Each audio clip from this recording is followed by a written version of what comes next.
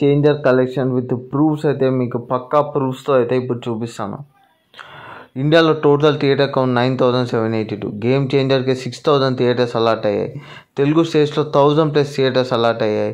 Every theatre 250 tickets minimum sold చేసినా కూడా average ticket price 250 rupees అయితే ఉంది. ఇలా క్యాల్కులేట్ చేసిన 4 షోస్కి 4 డేస్కి 100 crores గ్రాస్ అయితే కలెక్ట్ చేసింది తెలుగులో మాత్రమే. ఇంకా రిమైనింగ్ 5,000 థియేటర్స్లో చూస్తే 80 టికెట్స్ మినిమం 80 టికెట్స్ సోల్డ్ అయినా కూడా మొత్తం 96 crores అయితే కలెక్ట్ చేసింది. దీన్ని బట్టి చూస్తే 200 crores గ్రాస్ అయితే వచ్చేసింది. ఇంకా నేను ఓవర్సీస్ మార్కెటే క్యాల్కులేట్ చేయలేదు, US UK అలా. దీన్ని బట్టి రామ్ చరణ్ ఊచకోత అయితే అర్థం చేసుకోవచ్చు మనం. నేను ఇప్పుడు చెక్ చేసింది ఇండియాలో మాత్రమే. US UK ఇంకా ఫారిన్ కంట్రీస్లో ఎలా ఉందో నాకైతే తెలియదు, నేను అది కౌంట్ చేయలేకపోయాను. అంటే మినిమం కలెక్షన్ 200 crores గ్రాస్ అయింది అంటే ఇంకా కరెక్ట్గా చెక్ చేసి ఆల్మోస్ట్ 100 crores ప్లస్ అనే కలెక్షన్ అయితే యాడ్ అవుతుంది. ఆల్మోస్ట్ 300 crores గ్రాస్ కలెక్ట్ చేసినట్టు.